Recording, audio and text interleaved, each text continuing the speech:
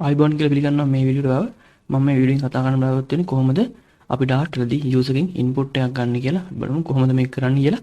මම මේකට ෆයිල් එකක් හදා ගන්නවා.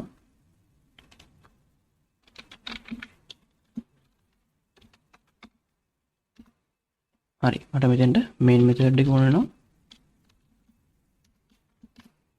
අපිට යූසර් ගෙන් ඉන්පුට් එකක් ගන්න ඕන නම් ඒ වගේම අපිට යූසර් ගෙන් අවුට්පුට් එකක් දාන්න ඕන නම් අපිට මෙතෙන්ට ලයිබ්‍රරි එකක් ඉම්පෝට් කරන්න වෙනවා. මම මේ ලයිබ්‍රරි ඉම්පෝට් කරන්න යන්නේ මෙන්න මෙම ඉම්පෝට් කියලා දාලා මෙන්න මේ කොටේෂන් මාක් ඇතුලේ ඩාට්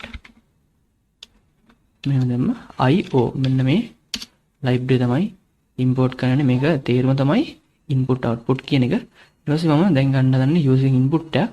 මම ඒකට මෙන්න මෙහෙම print කියලා දාලා මෙතෙන්ට ගන්නවා enter your name කියලා. මේක ටිකක් ලස්සන වෙන්න ඕන හින්දා. හරි. ඊට පස්සේ මට මේ ගන්න එක ස්ටෝර් කරලා තියාගන්න variable එකක් ඕන නම් මම ඒකට වා කියලා දාලා get name කියලා meaningful variable එකක් දෙනවා. මේක equal කරනවා මම දැන් ගන්න යන input එකට. කොහොමද අපි input එක ගන්න මෙතනදී stdin.read line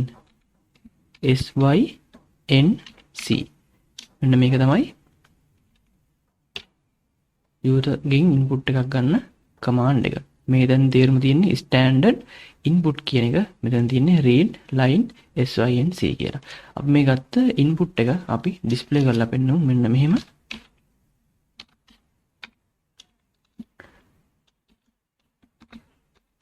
your name is කියලා මෙන්න මෙතෙන්ට අපි dollar mark එක දාලා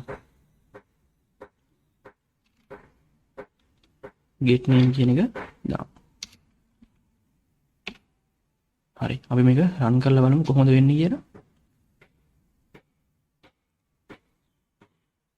හරි. ඔයාලට මෙතන පේනවාදී user ගෙන් input එකක් අපෙන් ඉල්ලනවා. මම මෙතෙන්ට මගේ නම දෙනවා. නම දීලා enter දුන්නාට පස්සේ ඔයාලට පේනවා ලස්සනට your name is කියලා මගේ නම print වෙලා තියෙනවා.